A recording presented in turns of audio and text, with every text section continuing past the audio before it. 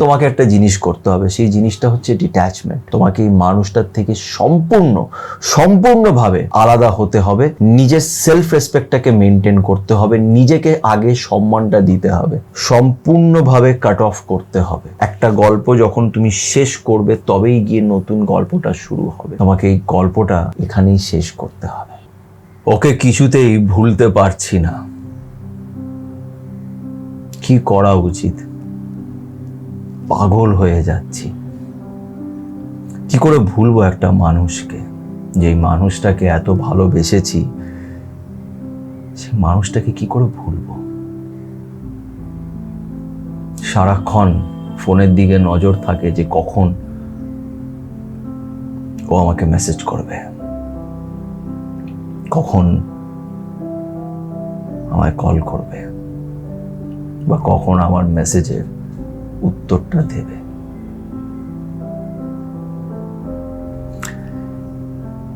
কাউকে ভুলে যাওয়া কি এতটাই সহজ?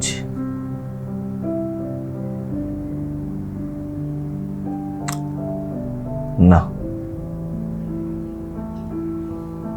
আমি এটা বিশ্বাস করি যে আমরা কাউকে ভুলি না।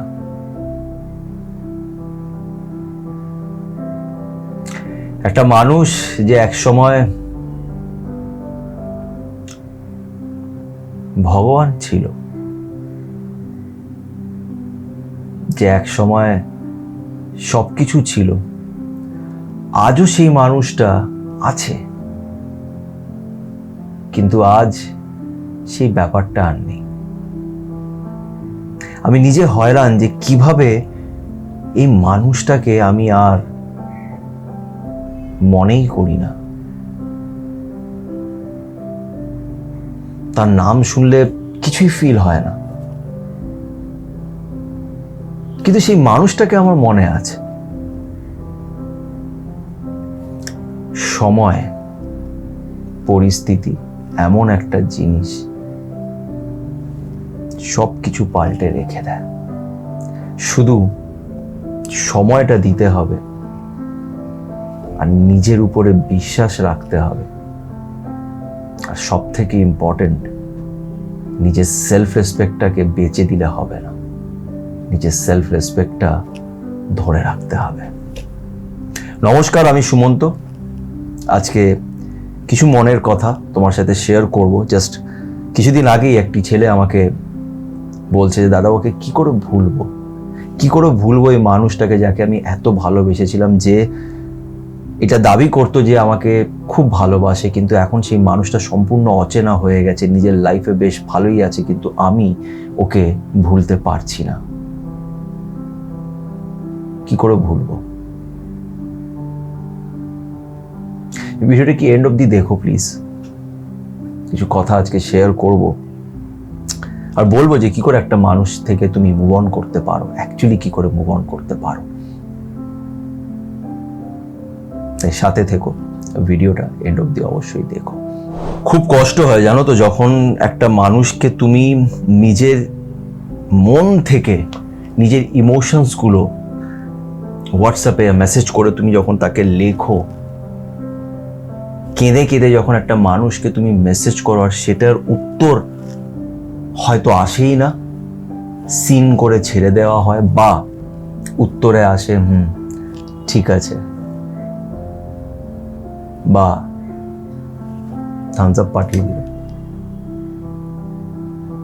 বা হয়তো লিখে দিল okay I am sorry, leave it. ভেতর থেকে তখন কষ্ট হয়।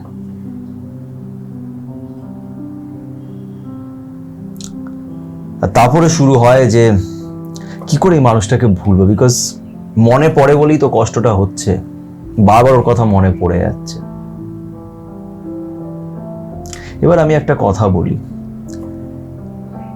একটা মানুষকে ততদিনই ভালোবাসবে যতদিন না সেই মানুষটাকে তুমি রেসপেক্ট করো। যেদিন রেসপেক্টটা চলে যাবে না তোমার মন থেকে, তারপরে সেই মানুষটার পিছনে গিয়ে আর কোনো লাভ নেই।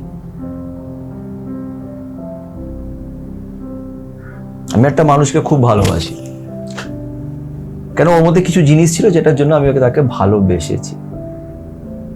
এখন একটা টাইমের পরে গিয়ে আমি রিয়েলাইজ করছি যে আমি ভুল বুঝেছিলাম, এই মানুষটা এরকম নয় যেরকম আমি তাকে ভাবতাম। তাহলে তার সাথে তাকে মনে করে কি লাভ, বা তাকে পাওয়ার একটা আশা রেখে কি লাভ? কি হবে সেই মানুষটাকে পেয়ে? এই মানুষটা খারাপ বা ভালো আমি বলবো না, কিন্তু এই মানুষটা তোমার যোগ্য নয় বা তোমার ভালোবাসার যোগ্য নয়।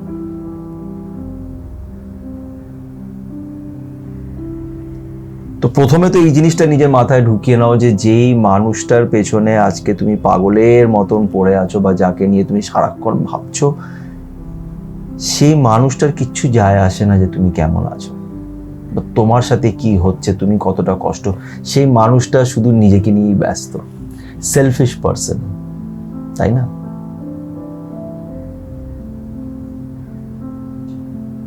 এবার এই মানুষটাকে ভুলবে কি করে?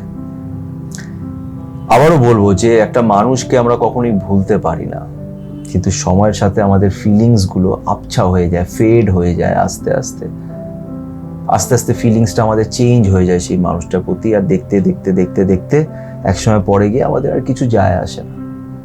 তোমার সাথেও হবে, এটা ইউনিভার্সাল রুল। কিন্তু তার জন্য তোমাকে একটা জিনিস করতে হবে, সেই জিনিসটা হচ্ছে ডিট্যাচমেন্ট। তোমাকে এই মানুষটার থেকে সম্পূর্ণভাবে আলাদা হতে হবে, নিজের সেলফ রেসপেক্টটাকে মেনটেন করতে হবে, নিজেকে আগে সম্মানটা দিতে হবে।